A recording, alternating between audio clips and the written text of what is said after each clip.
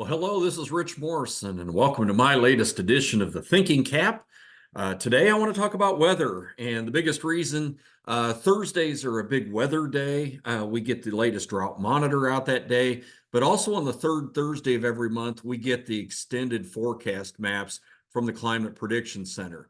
And those are kind of a big deal right now because they tell us at least what the CPC is thinking as far as weather on out into the growing season. So I thought rather than just plugging the maps into my daily market report, I'd give a quick video and kind of walk you through what's being talked about here as we go out into the growing season. Why is it a big deal right now? Of course, we're in the middle of planting. The planting progress is just in that window where things are starting to pick up. Corn up to 6%. We're point above normal. Soybeans running a couple percent above average. Cotton running right at normal. So things are off to an average start, I would say, here for this time of the year. So why is it a big deal? When you look at weather and you look at the markets, this is the time. And this is a time if you want to tell everybody, keep your powder dry, keep it ready. Now's the time to be looking to make some sales. This April, May, June window in corn and soybeans and cotton, in spring wheat. This is the window when we typically see the markets give us our best marketing opportunities of the year. And so now's, you need to be ready. And the reason, of course, that we get those opportunities is always weather. And so let's take a quick look through what's going on. Well, the first thing I want to look at is the current situation. And we start with the drought monitor.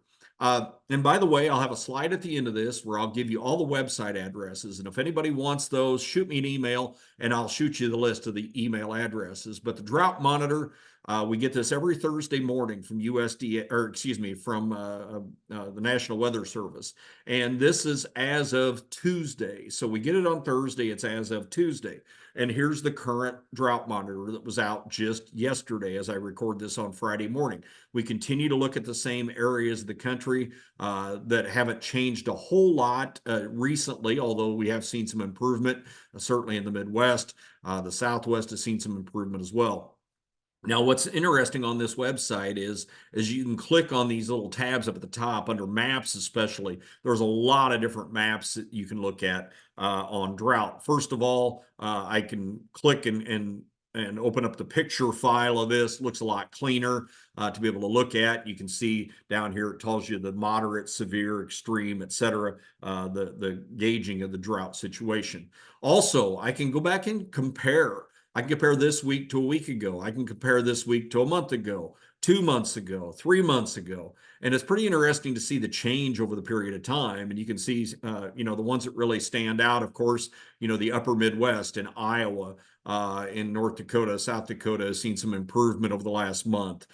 We've seen a huge increase in moisture in the South over the last 3 months. The Southwest has seen improvement. Even though those areas still dry, we've seen some improvement in some areas. Now, the areas that have seen worsening condition is the wheat belt, the hard red winter wheat belt in Kansas, Oklahoma, that part of the country. Also, look at some of the other maps. The 5-day map out this morning. This is a precipitation map from the National Weather Service. Tells you where it's going to be wet, where it's not. Pretty accurate maps, all things considered, but it looks like most of the rain's going to stay to the south. Most of the Midwest is going to dry off.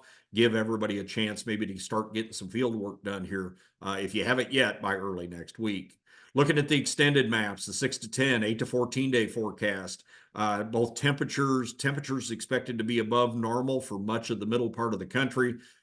Above normal precipitation expected for almost the entire country in the 6 to 10, 8 to 14-day window. So maybe tells us that the planning window might be a little iffier as we get down to week 2.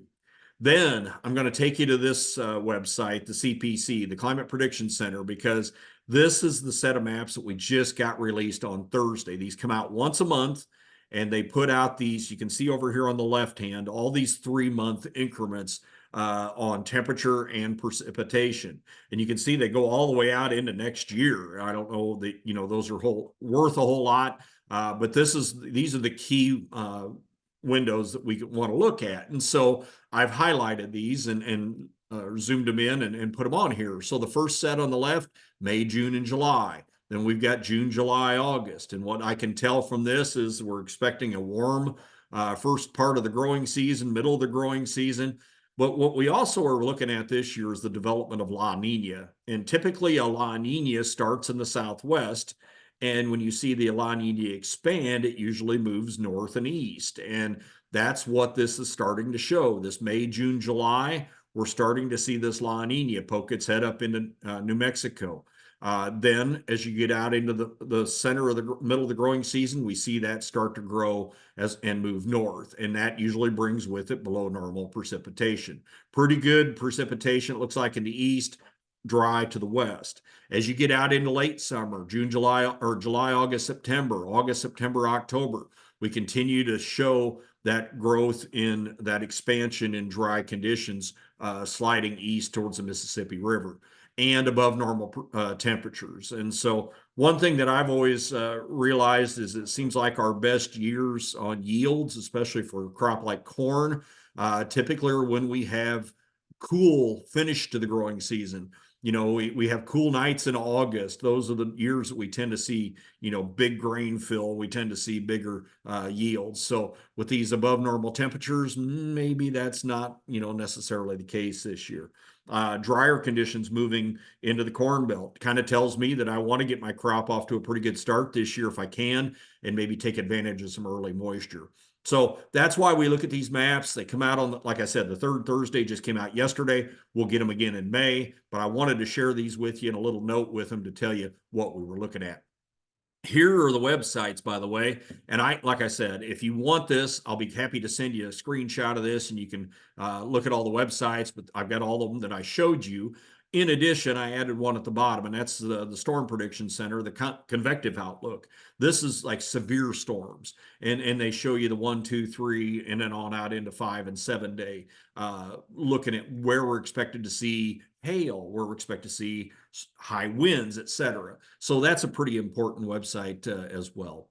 So hopefully, you know, you'll get on top of this thing, get some offers in the market, be able to take advantage of the situation in the marketing side, you know, utilize your crop insurance policy, that guaranteed number of bushels, to go ahead and make some sales when the market gives us an opportunity. We're seeing a little bit of a bounce here this morning. If we can extend that, you know, maybe we can get some opportunity. Last week, I talked about some of the pricing objectives in our Aftermath webinar. Go back and check that out. We'll update the charts as well as we go forward.